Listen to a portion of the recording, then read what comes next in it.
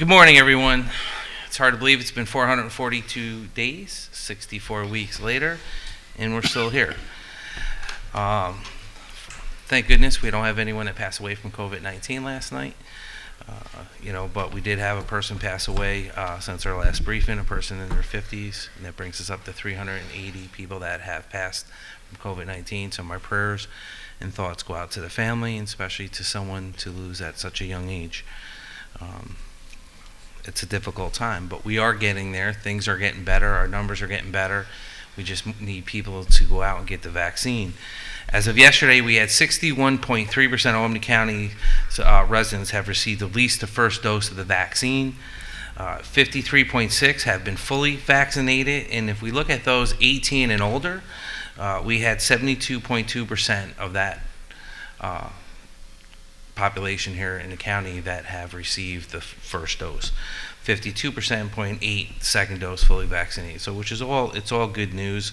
We're getting there. We are slowing down. Vaccine clinics are really slowing down, not just here in Albany County, across the state. I had a meeting with the county executives in Dutchess County on Wednesday, and even talking to them and talking to Mayor de Blasio, which, mind you, he was joking on my height because he's about as tall as you.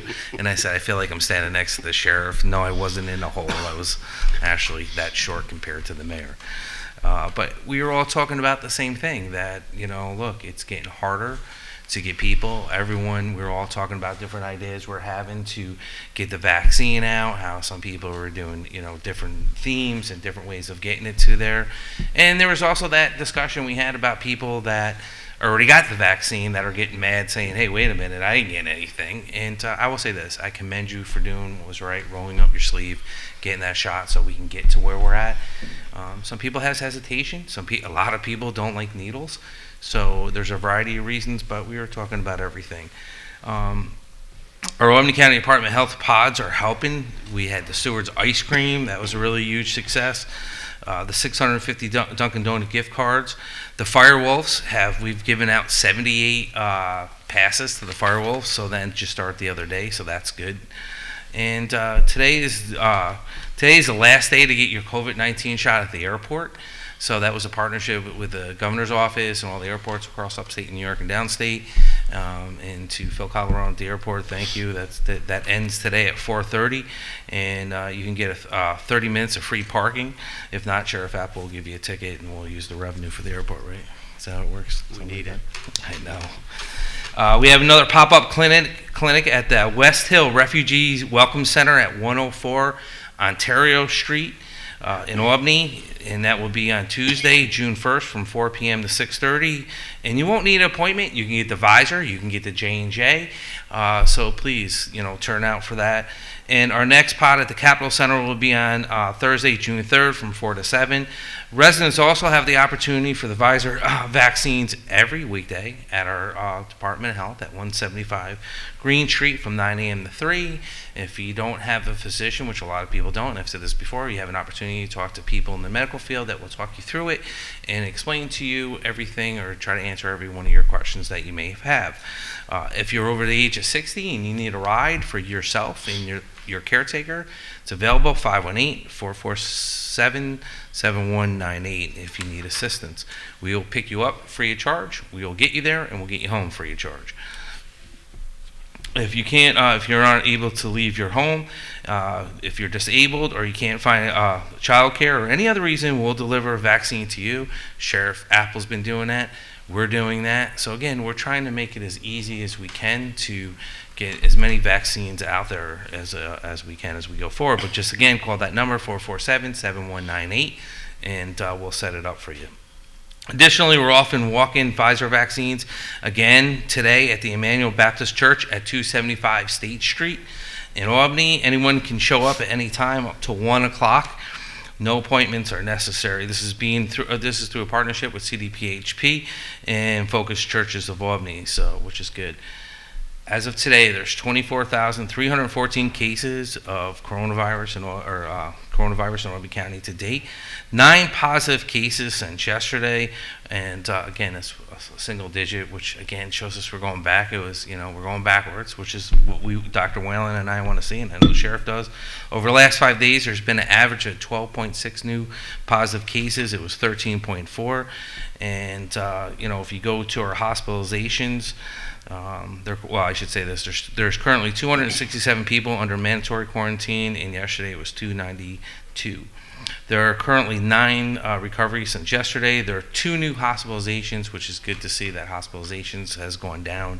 Again, there are currently 10 people that have been hospitalized from the virus, these last couple of days. Yesterday we were at 9. There are 3 patients currently in the ICU. Yesterday it was 3. We continue to urge people to get tested if you experience any flu-like symptoms. You should also continue to wear your mask if you aren't fully vaccinated or if you just don't feel comfortable, which I'm starting to see a lot of stores I go into. Workers are still wearing it. People are still wearing it. They just feel comfortable, which is good. It worked for the last 64 weeks of explaining to people why you should wear a mask, and again, people just want to feel protected, and certain people just don't want to have to show their COVID-19 card or don't want to be asked. So again, it's a choice that the workers are making for the safety of their employees and for the people that are visiting their establishments. Again, like I was just saying, you should continue to wear a mask if you aren't fully vaccinated, which means 2 weeks after your last shot. And please continue to cough and sneeze into your arm, clean your hands, and stay 6 feet apart. And if you're not fully vaccinated, if you are. And again, we're getting through this, and it's all good indicators that are going on. And I know there's been some confusing different issues that have been put out with the mask and a bunch of other regs that have gone back and forth. But I assure you, and to the viewers and listeners, we're almost there. We are almost there. So please bear with us, and you can go to our albanycounty.com for any information that you need. And again, thank you to the partners I have here. But Dr. Whalen. Good morning. So as the county executive indicated, our numbers are good. We are seeing a high percentage of those over 18 who've been vaccinated. 70% is a great number. I was speaking to somebody last night and said, if we had said by Memorial Day we would have vaccinated 70% of our above 18 population, I would have been pretty impressed back in January when we started vaccinating. So I think that is a reflection of the work of a multitude of partners that have been vaccinating in the community, at local public health department events and other places, and we look forward to continuing this. Having said that, we are seeing decreased numbers at our large-scale pods, and for example, this week we did 12 first doses, but we are shifting our focus, and I think that is showing a lot of promise as well. We have been doing community pods since the beginning, and I'm happy to report that we have had 27 community-based pods thus far, and in those pods we have administered 4,677 doses. We are now on day 38 of walk-ins at the health department, and we are getting a good stream of people that are coming in. Again, for those of you that aren't aware of what we normally do at the health department, we do normally provide regular vaccines for children and vaccinate a large number of children every year through our Vaccine for Children sponsored program by the New York State Department of Health. So our nurses are there. I'm there. And you're well looked after when you come in. We haven't really had wait times, and we have administered thus far 569 doses at the health department. We look forward to seeing more people down there and really appreciate the community partnerships and people that are referring people to come down to us, particularly those living in the South End.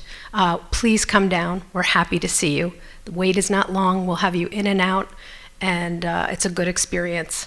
I also want to thank the partners that have been providing us with incentives for people. We've been very happy to be able to give people a small token to let them know that their vaccine choice was a good idea. And so the partnerships with Stewart's, with Dunkin' Donuts, and with the Albany Firewolves have been very great. We look forward to continuing those efforts. Having said all that, we still do see low levels of prevalence in the community, and as much as I'd like to say we're almost across the finish line, I tend to be a little bit more skeptical and want to see, what the fall brings. We're also monitoring very carefully what's happening in other countries. We know in other countries where they are not vaccinating at the high rate that we are here, there's a lot more disease, a lot more hospitalizations, and a lot more deaths. This is a strong indication that the vaccines are working, that what we are doing is working. Many of you signed up right away and couldn't wait to come down and get your COVID vaccination. A lot of us have been vaccinated since February or before then, but many people decided to wait and see. I'll wait and see what happens to those that I know that got vaccinated. I'll wait and see how they do. I think at this point we can safely say that everyone that's been vaccinated has done well. You likely know somebody that has been vaccinated and can speak to them about their experience.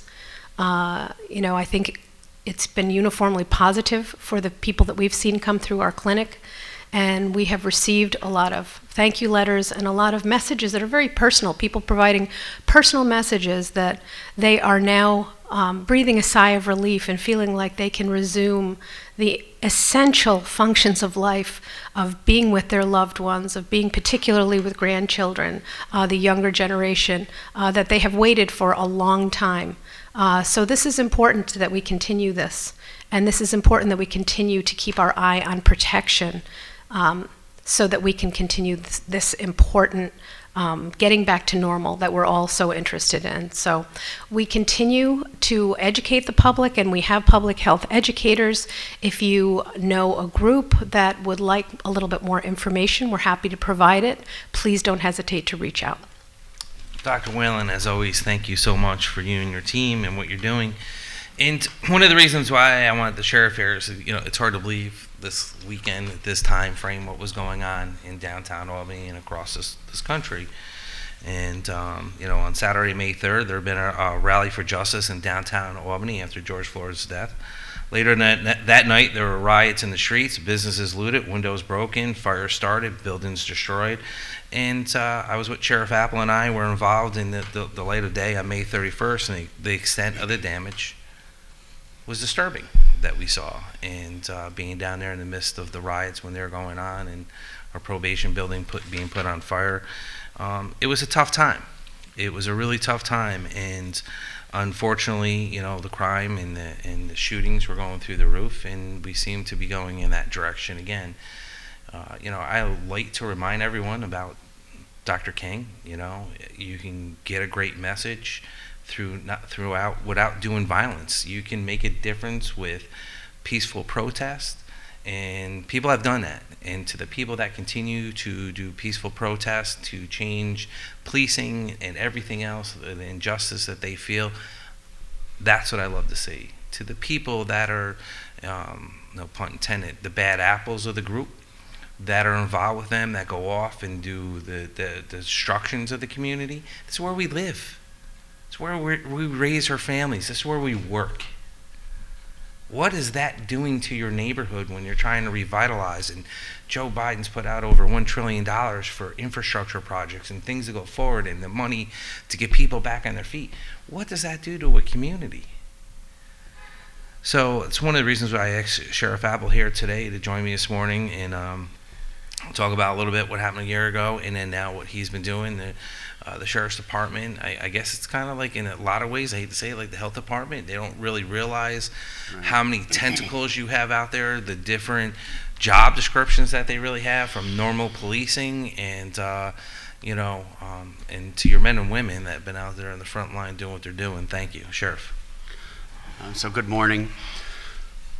So as the county executive mentioned, last year was a sad day in Albany County history. The end of May and June and what went on throughout the summer, and things quelled. And unfortunately, we all kind of sat there and thought to ourselves, will it happen again this year? And we had an uptick in violence. And let me also just kill off a few rumors that are out there on people saying how dangerous the city of Albany is. I listened to a talk show today about people not wanting to drive through Albany, and these are isolated incidents in certain parts of the city. And we are working very hard with the APD. The APD is a great professional police agency, but they're short. And we were asked to come in and help them. We've been putting in anywhere from 6 cars a shift to 10 cars a shift to 12 cars a shift. I've gone out myself. The undersheriffs have gone out. We'll be back out today. And, and it's ruffling a lot of feathers, mainly because we're going to start focusing on the low-level stuff, the vehicle and traffic stuff, the people driving around with no licenses, no insurance, absolutely no license plates or fictitious plates at that. There have been a few chases. We have recovered the vehicles. We have arrested a few individuals. We've recovered weapons. We've recovered drugs. And we're going to continue to do that. And we're going to continue to saturate the city until things quell and quiet down. And we'll work hand in hand with the state police. They've been in as well. But right now, it'll be for the foreseeable future, we will continue to be in the city. Again, I don't think these are isolated incidents. Yes, there's been a number of shootings. The shootings have since quieted down. I'd like to think it's because of the saturation and the high profile of the police being in the city. Some days we'll ride with the city PD. Other days we'll be riding solo, because I firmly believe that the more police in the city, the better. I know some people, the naysayers will be like, well, it's an occupying force. I've already heard that. And I don't believe that. It's about making the people and the residents in the city of Albany feel safe, and that's what it's about. And it's pretty sad when people are afraid to put their child out on the front to play out of fear of catching a ricocheted bullet or a bullet fired right at them. Enough is enough. So we will work hand in glove with the city. We'll work with the state. We have a couple details planned, and we will continue to enforce every single law in the city of Albany. And we will start with the broken window theory. And we'll start small and we'll work our way up. And I firmly believe that if we can knock off a lot of the low-level stuff, a lot of the big stuff will take care of itself. And we want the criminals to know you are not welcome in the city of Albany. But I also urge the people that are watching and the other people in this great state to sit back and reflect on some of these nonsensical laws that have been passed. I mean, yes, you've heard me moan and groan over bail reform many times, but it still needs tweaking.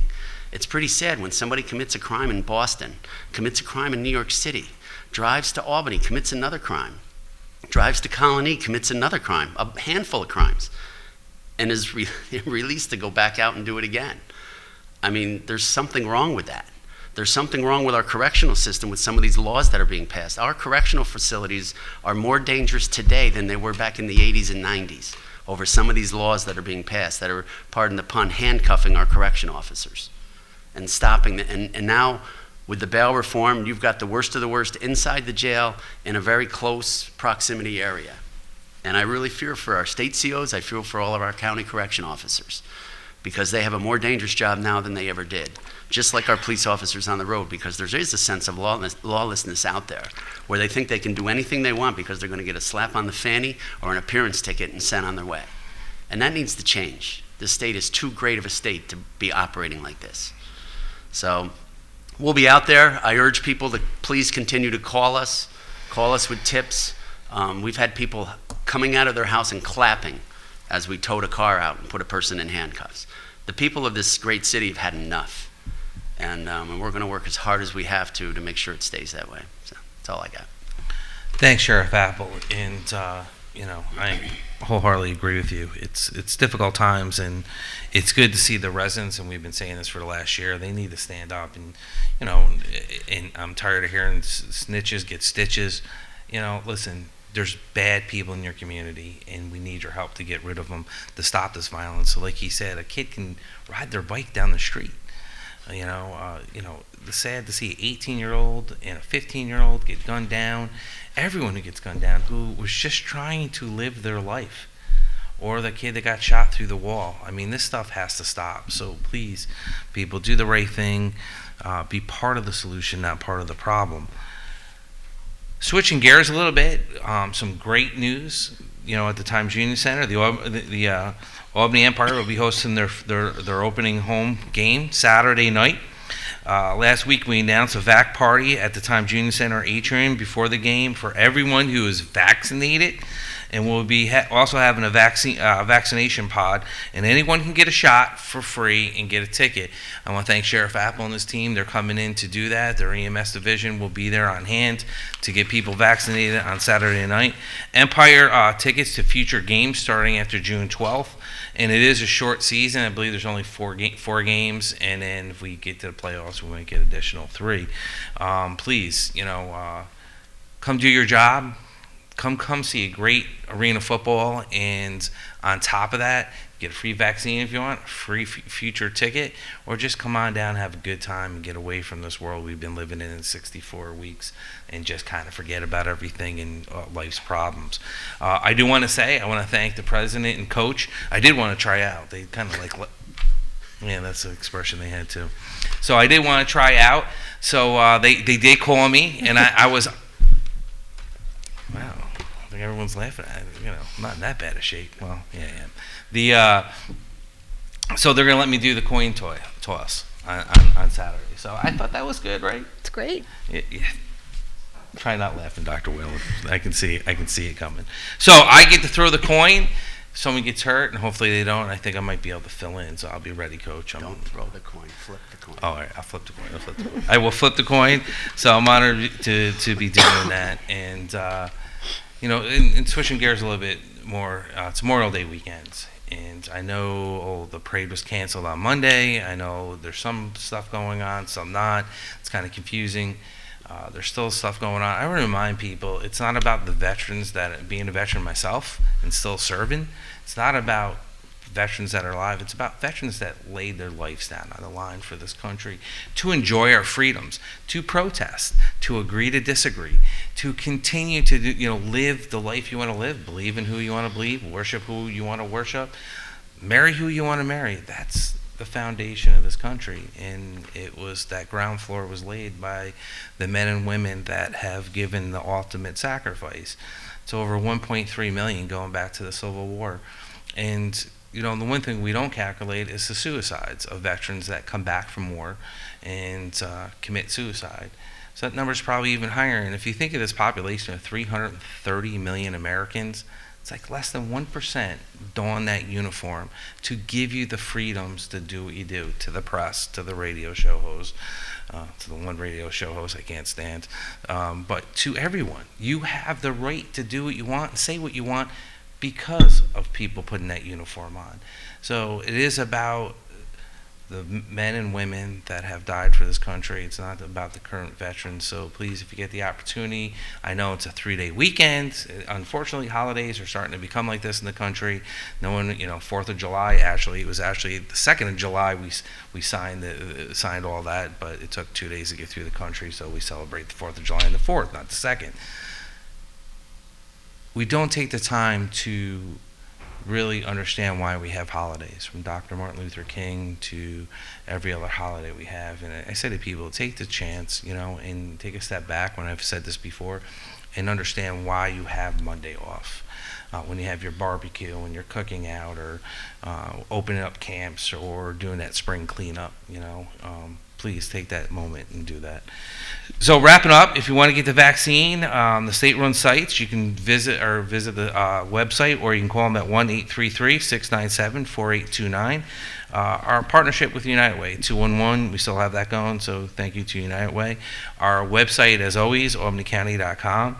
Our mental health support line still available, 518-269-6634. Our 24-hour sexual assault hotline number, 518-447-7716. And, listen, it's been a long 64 weeks, not just for me and my staff, and to Dan Lynch, my deputy, and everyone in my office, and Dr. Whalen's team, the Sheriff's Department. It's been a trying almost 15 months. We're almost there. We're going to be switching gears. We'll probably start only doing these briefings once a week, starting again next week. Go to 1 day a week and take it from there. And hopefully, only start coming out when guidance change. And again, Dr. Whalen's right. If you want a normal school year, and you don't want to worry about if it's going to be 3 feet, 6 feet, get vaccinated. because the more people that get vaccinated, we can get back to normalcy. Same thing with the day camps. We need kids out being kids. One of the things I watched the last couple of weeks, not just here in Albany County, but across this great nation of ours, is the impact it had dropping the mask and everything else. And our numbers went up a little bit, now they're going back down, so which is good. But again, stay safe out there. Wear your mask if you're not vaccinated. Wear your mask if you're not comfortable. Cough into your arm, clean your hands, and stay 6 feet apart.